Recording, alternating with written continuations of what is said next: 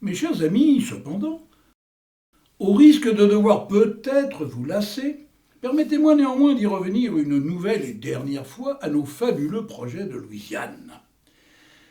C'est qu'ils sont porteurs, ces projets, et comme je n'en doute pas un seul instant, de très beaux et de très prolifiques dividendes à venir.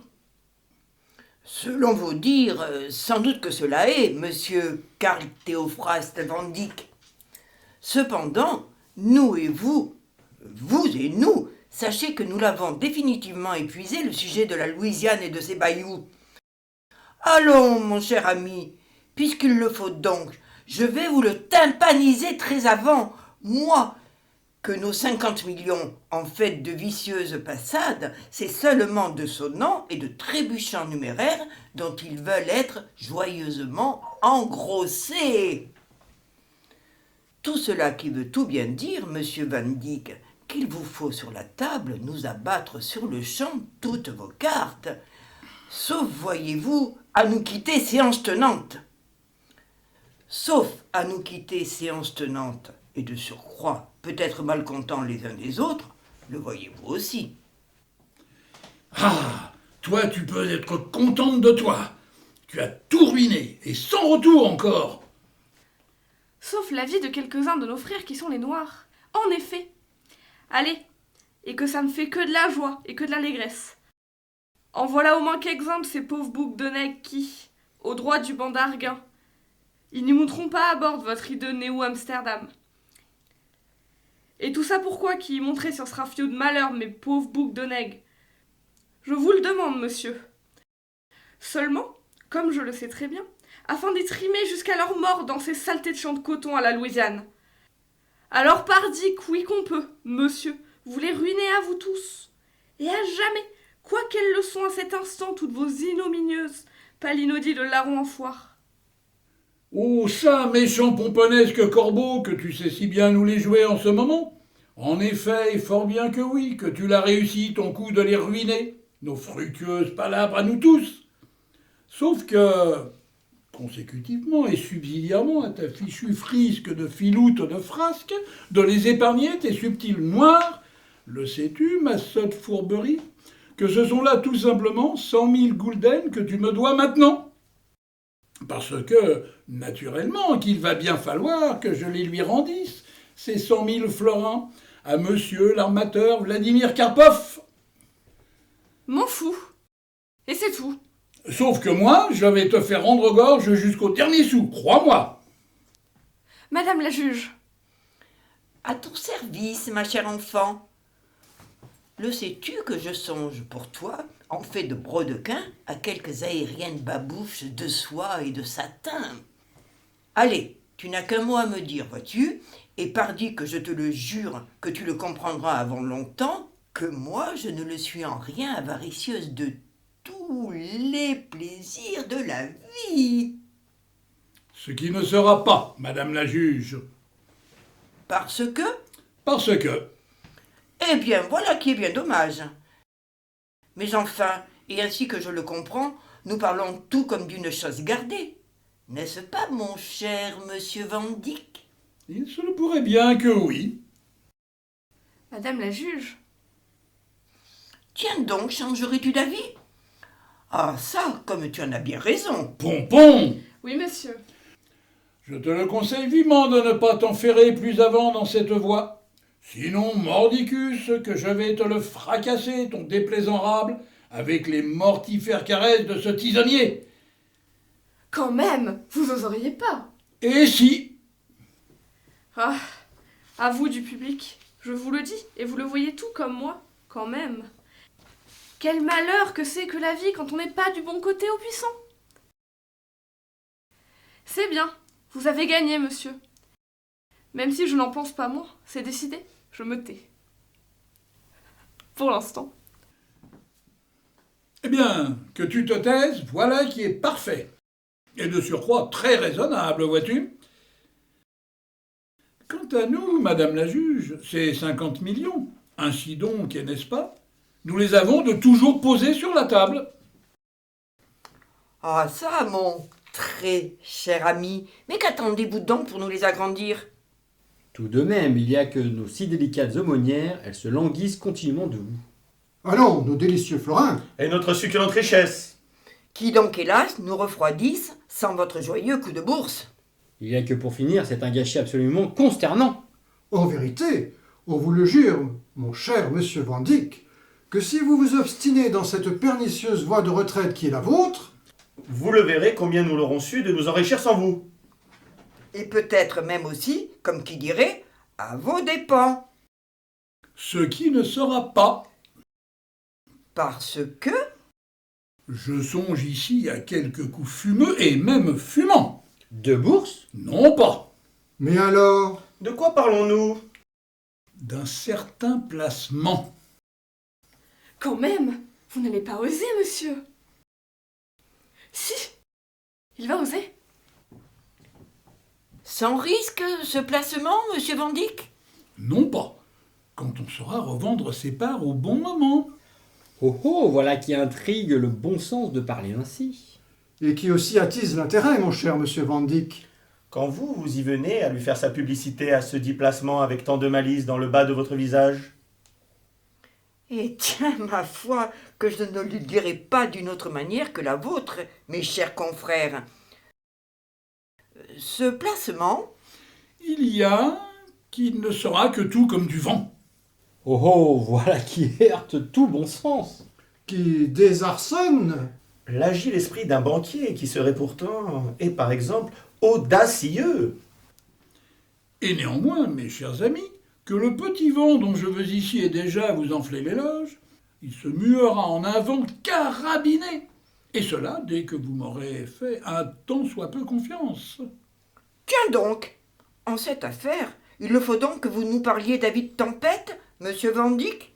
Mais oui, en effet, que c'est bien d'un avis de tempête dont je veux vous parler. Oh oh, avis de tempête, dites-vous? Fort bien. Eh bien, et puisqu'il en est ainsi que vous nous parlez de forts coups de vent, racontez-nous, monsieur Van Dyck, comment vous donnerez à nos chères affaires. Ce Boré, ce Zéphyr, Et pour finir, ce miraculeux cyclone de Florin? Ah, voyez-vous comme tous ces bouffons, comme des tirelires, ils les ont perdu la vue. Et Louis, tellement qu'ils ont l'encéphale de m'affler par toute une vie de trop grasse prébande. Pour eux, cela ne sera jamais assez. À ce moment, c'est tout ce que j'ai envie de vous dire, à vous tous qui donc daignez m'esgourder. Que dis-tu, piteuse Laronne? Rien qui nous intéresse présentement. Dommage. Ce placement, Il ne sera en rien nécessaire d'y investir comme une infinité de capital. Voyez-vous? Oh oh, voilà qui heurte aussitôt tout bon sens. qui désarçonne sur le champ. L'esprit d'un banquier qui serait pourtant, et par exemple, téméraire. Et pourtant aussi que c'est tout comme ça que chacun de vous, et de nous, il les touchera, c'est 10% par an. bigre, Diantre. Vertueux. Voilà qui n'est pas rien, 10% l'an. Je ne vous le fais pas dire. Ça y est, il la monte son arnaque. Tout comme le blanc d'œuf qu'on vous le fouette en cuisine. Seigneur Dieu, qu'on en ait ou qu'on n'en ait pas, l'argent, que ça vous rend fou. La preuve, la voilà qu'elle est bientôt à venir. que dis-tu, repiteuse Laronne? Une fois de plus, rien qui ne vous intéresse présentement. Dommage. Une fois de plus aussi. Ce placement... notre placement? Il y a que je propose à notre aimable syndicat de gaiement l'autopsier autour d'une grandiloquente fumerole de samovar de thé. Ma foi, voilà qui relève d'un grand et délicieux à propos. Toutefois, ce thé sera-t-il de Ceylan? Des contreforts de l'Himalaya. Ou encore des Indes? Mes chers et admirables rentiers, il sera de partout, naturellement. Allons, mes bons ribots que vous êtes, à quoi songez-vous donc quand nous avons tous les mêmes fournisseurs? Oh oh, voilà qui est bien envoyé. Et même très bien envoyé, mon cher Van Dyck. Eh bien, nous voici, n'est-ce pas, mes chers amis, comme tout bien éclaboussé par la plus éhontée, mais aussi la plus méritée des flatteries.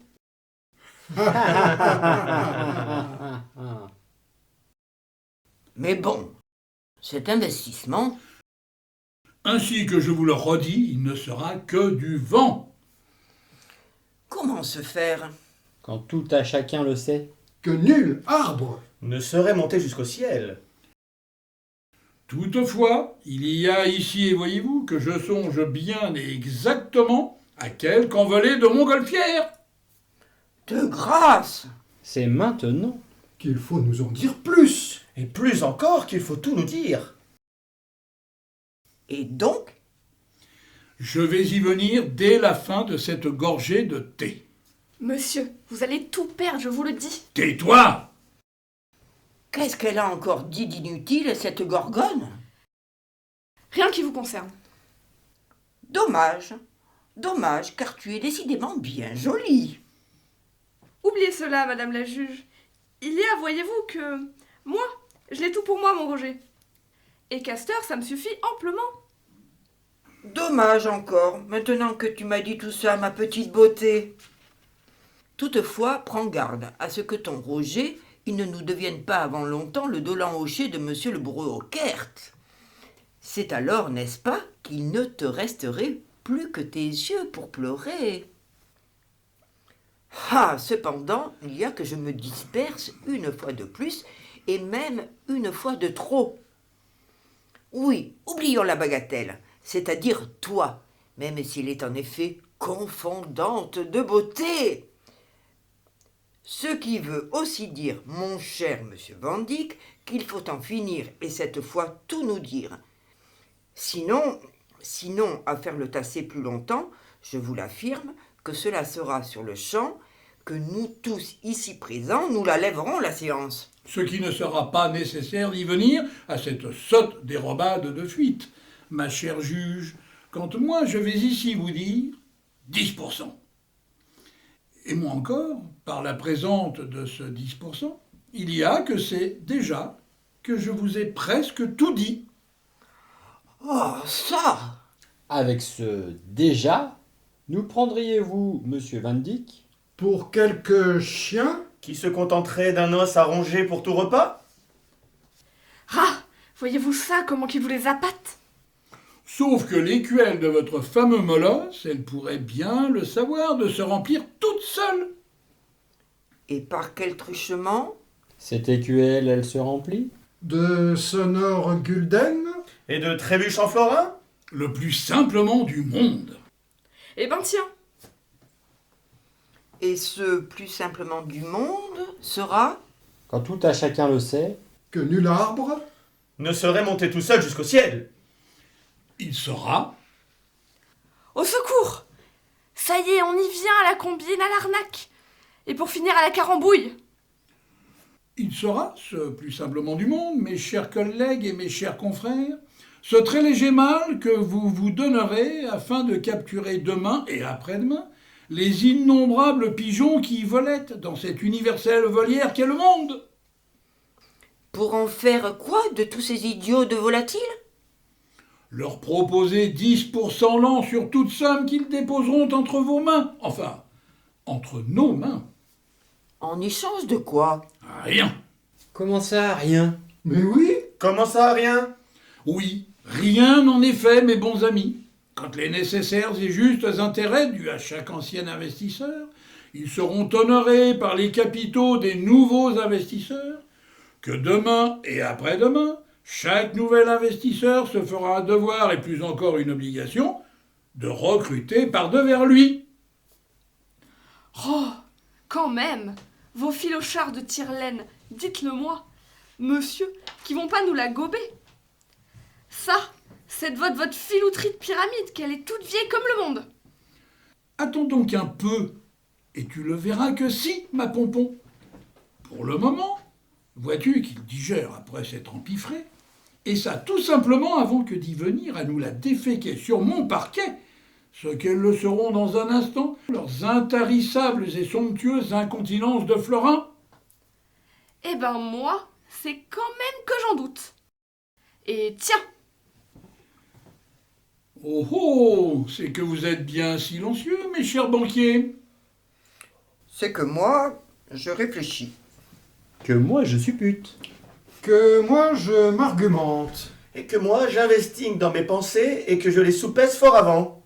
Et que, pour finir, tous, vous tergiversez. D'ailleurs, fort inutilement. Bah, c'est qu'il y a tout de même comme une pénombre. Et aussi comme une grande ombre. Qui pourrait bien être comme un commencement de cette nuit. Qui nous gâche la bonne vision qu'il faut avoir quant à cette déroutante affaire de 10% qui est la vôtre. Et pourtant que tout est fort clair, comme je ne peux que vous le certifier. Ça, c'est sûr. Toi, tais-toi. Mes chers amis, Qu'est-ce donc que cela, monsieur Van Dyck? Qui donc ose toquer à votre porte? Ne nous dites pas que vous attendez. Quelque autre nouveau solliciteur? Qui s'en viendrait aussitôt ruiné? Anéantir? Naufragé. Cette bonasse exclusivité qu'hier, vous nous avez faite hier, si cher payée, quand, hier, nous l'avons pris, notre rendez-vous auprès de vous. ce à quoi je vais vous le répondre, mes très chères grâces, qu'il ne tient qu'à vous de ne pas me laisser lui compter Fleurette à la concurrence, qui fait désormais le siège de ma porte, sans aucun doute. Ah! Et donc, mes chers amis, je vous le dis qu'à cet instant, vous nous jouez comme qui dirait quitte ou double. Allons, maintenant que la plus dure et la plus impitoyable des compétitions, elle toque en effet à ma porte, il faut tout décider. Ou alors, tout comme hier vos honorables pères, vous retirez. Ah, fort bien, puisqu'il en est ainsi, et puis qu'aussi qu'un bon tien vaut mieux que deux tu l'auras, j'en suis, moi, pour, disons, 10 000. Et moi aussi. Et moi aussi. Quant à moi, comme je ne veux à aucun prix être à la traîne, va donc aussi pour 10 000. Pompon, Oui, monsieur. je crois que tu peux nous ouvrir en grand toutes les portes.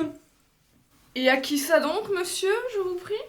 À certaines gens que tu connais tout comme moi et qui, eux, ne seront pas de petits boutiquiers chichiteux quand eux, en fait de quelques mal intentionnés oboles, ils nous causent, eux, en millions.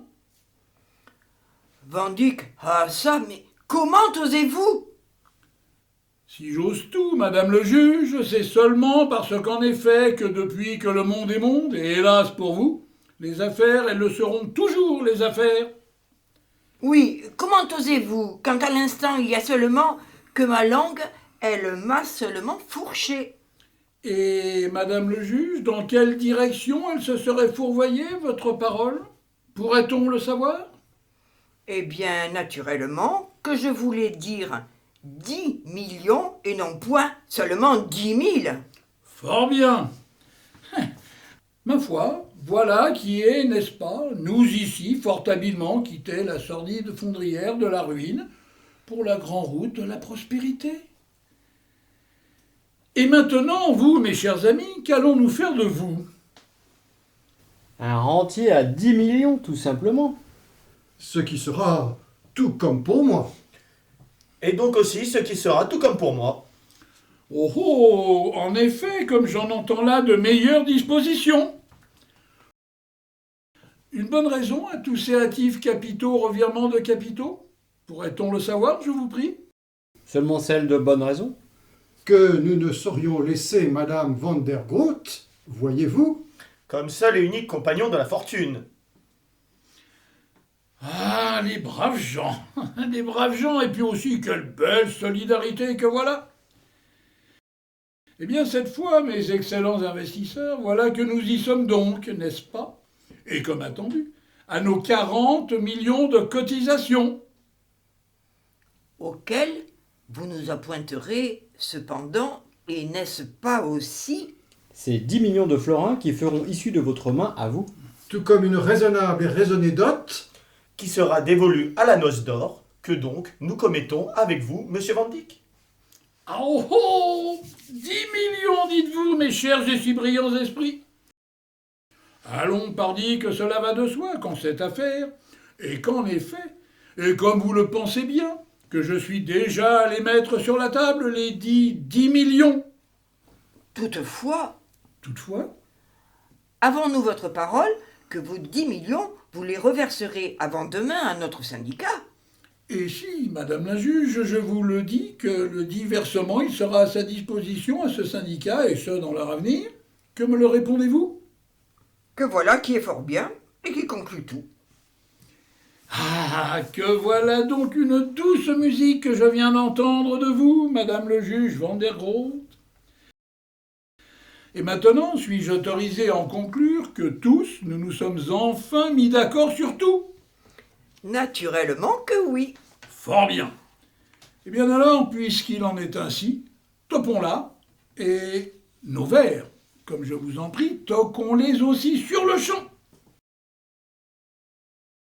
Et maintenant, il faut en finir et signer le contrat. À vos plumes et à vous de jouer, mes chers amis. Et donc, à qui l'honneur? Madame le juge, peut-être? Faites, madame le juge. À vous de signer en premier. Quand c'est à vous, et à vous seul, que nous le devons de la redoubler notre bonne fortune. Non mais comment qu'ils nous parlent tous ces braves dindons que voilà? Que je vous dis que c'est à mourir de rire. Pompon, Oui monsieur. appelle ton Roger, je te prie, afin qu'il aille sur le champ me la chasser à coups de trique, toute cette pénible engeance de populace. Vois-tu que nous tous ici présents, nous aimerions pour le moins rester entre gens du même monde. Ma foi, voilà qui est fort bien parlé, mon cher ami. Et maintenant, où dois-je signer? Ici, et là, et là, et là. Et non point ici? Non pas, en effet. Eh bien, je vous le dis, mon cher Van Dyck, que pour ma part, si je dois signer ici, et là, et là, et là, et non point ici, le voilà qui est déjà fait. Monsieur, Quoi, monsieur? allez savoir pourquoi. C'est tout comme une quérulente écupée de malfaisants qu'elle est à votre porte. Et pour nous attenter quoi? À nous, les braves gens que nous sommes? Je sais pas trop. Voyez-vous ça? Ah ça? Non, mais quel est ce méphitique trouble? Non, quelle est cette inconséquente ourvarie? Non. Quelle est cette formidable émeute que l'on se risque ici à me faire, chez moi, le grand propriétaire terrien Karl Theophrast Van Dyck? De grâce, Pompon, au secours! Hâte-toi, va vite nous l'écrire, je te prie, nos solides piétons de la prévôté. Je te parle ici de ceux-là que je rince et que je régale rien de moins que tous les matins et tous les soirs à l'auberge du Cheval Blanc. Faire-tu bleu, quand tu leur auras dit à tous ces foutricats de ganaches de brigadiers qu'on en veut à ma personne, et à ces personnes, et plus encore à mes biens et aux biens de ces personnes, c'est sur le champ que tu le verras sur le champ aussi que, eux, du premier au dernier, ils ne sont pas de la race des ingrats. Allez, ma douce soubrette de toujours, cours, va, vole et ne nous baille pas un instant de plus aux corneilles. C'est que... C'est que quoi? Eh bah... C'est que voyez-vous, monsieur, qu'ils sont aussi à votre porte, vos gendarmes. Oh, les braves gens. Ça, c'est point trop sûr. Parce que? C'est tout comme le reste de la populace qui récrimine à tue-tête contre vous et aussi contre ces messieurs-dames que voilà. Une raison à cela? À cette incongrue fureur, je te prie? Je sais pas trop. En tout cas, que c'est à cause de tulipes et tulipes et tulipes. Et allez donc, ces tulipes, un vrai parterre que ça nous fait affouler sous les pieds pour finir. Ainsi donc, on parlerait de tulipes sur le pas de ma porte. Oui, que ça c'est sûr. Tiens, Oh oh, à cet instant comme c'est étrange. Qu'on nous parla de tulipes. c'est qu'en son temps. Nous y avons investi. Des 1000 et des 100. Alors, Pourquoi donc cette émeute? Mais oui, pourquoi donc cette émeute qui nous cause de tulipes? Je sais pas trop, mais bon maître à moi que vous êtes tous. Mais en tout cas, que c'est bien de ça qu'on jacasse et qu'on ronchit. Mais bon, en vérité, ce si virulent tortillage de juron que c'est bien curieux tout ça. Parce que? Parce que ça, se mettre la rate au courbouillon pour des bulbes de tulipes à un demi-liard le 12 ans, y a franchement que ça me dépasse. Comment ça que ça vaut un demi-liard le douzain de bulbes de tulipes? Allons, perfide et louche maraude, que tu nous les joues à cet instant, que nous chantes-tu là? La vérité. Voilà qui n'est pas possible. Quand moi, j'ai par devers moi un douzain de bulbes à 100 000 forains. Et moi aussi? Et moi aussi. Et moi aussi. Eh ben pourtant que si, mes gentils messieurs dames, que je peux vous le répéter que le douzain de bulbes de tulipes, que ça vaut pas plus d'un demi-liard ce matin. Mais alors, Si tout cela est vrai, Moi, J'en conclus que nous sommes refaits. que nous sommes grugés, que nous sommes dupés. et que nous sommes tous, et pour finir, de total ruinés. Et tiens, Oh, ça, Seigneur Dieu! Après un tel incalculable revers de fortune, je vous le demande à tous, mais qu'allons-nous donc devenir? eh ben des pauvres, voilà tout. À ce que je sais comme il est mal fait le monde, quand même que c'est l'eau de beaucoup de gens ce que d'en être des pauvres. Cependant que nous le devenions, nous, des pauvres, tu n'y songes pas, ma roublarde. Quand nous... nous ne savons. Absolument rien faire d'autre de nos 10 doigts. Que d'en compter des florins. Bah y a peut-être un commencement de solution à tout ce qui sont vos grands malheurs, que je vous dis. Qui serait? Que je vais vous donner à chacun d'entre vous un petit florin qui va me venir du très fond de mon aumônier à moi. Avec ce petit florin que moi, que je doute pas que vous mourrez pas de faim de toute une semaine. Et qu'aussi qu'avec, que c'est avant pas trop longtemps que vous allez vous refaire. En échange de quoi, ces 4 florins, je te prie? De me les porter, mes bagages, à ma personne sur le Néo Amsterdam. C'est que j'en ai une montagne, moi, des bagages. Comment ça? Montagne de bagages? Néo-Amsterdam? Ainsi donc, tu t'embarques pour la Louisiane, Pompon. Eh ben que oui. Et comment auras-tu fait pour l'honorer, ton droit de passage? On pourrait le savoir? Le plus simplement du monde. Quand même pas avec tes gages de boniche. Non pas, en effet. Ce qui veut dire? Ce qui veut dire que j'ai tout payé qu'il faut avec la lettre de change de 50 millions de florins que ces gentils messieurs dames que vous êtes, ils viennent de me signer avec tant de bonté. Hein? Eh ben quoi? Si vous ne me croyez pas, vous avez qu'à regarder. Ah, hélas, il le faut en effet qu'elle ait dit le vrai. Seigneur Dieu. Eh bien, et oui que nous sommes refaits. Et oui, que nous sommes grugés. Et oui que nous sommes dupés. Et que oui, que pour finir, que nous le sommes de totalement ruinés. Ainsi donc, méchante refule que tu es, à cause de toi et de ta manœuvre, nous voilà avant longtemps à la rue, n'est-ce pas? Ou que c'est tout comme, en effet. Ah, eh bien, miséricorde, tout de même, mes chers amis, je vous le dis, quel si injuste malheur que la roue de la fortune, elle ose nous affliger à nous, qui l'avons été de toute notre vie, de si braves gens. Eh ben voyons, qu'est-ce qu'il faut pas entendre quand on parle de braves gens? Mais bon, cessons de nous lamenter. Fort bien, Pompon, puisqu'il en est ainsi, qu'on parle de malheur, de craque et de banqueroute. Ce florin, C'est maintenant qu'il faut nous le servir à chacun. Tout de même. Tout de même. Tu ne laisseras pas mourir de faim 4 apprentis miséreux. Vous les tiendrez de moi, vos 4 florins, quand, comme je vous l'ai dit tout à l'heure, ma montagne de bagages à moi, elle le sera enfin sur le Néo Amsterdam. oh oh, Vous ne le trouvez pas qu'elle est très dure en affaires, cette Pompon? Quand elle ne veut point nous faire confiance. Et ne point nous faire l'avance. De nos 4 minuscules florins. Eh ben quoi? Et je vous le demande, et c'est-y pas moi qui l'ai dit en premier? Les affaires, quelles sont les affaires, oui ou non? ah, eh bien avec une telle vicieuseté de mentalité que voilà, nous voilà bien, mes chers amis. Et puis, attention, ce n'est pas le tout, la Pompon avec sa montagne de bagages. Il ne manquerait plus qu'elle nous y embarque de force sur son New Amsterdam. Tout comme qui dirait pour aller y trimer de force. Dans les champs de coton de la Louisiane. C'est bien pourquoi, et comme nous on n'est pas si bêtes, nous allons rester chez nous. Vois-tu, ma chère Pompon?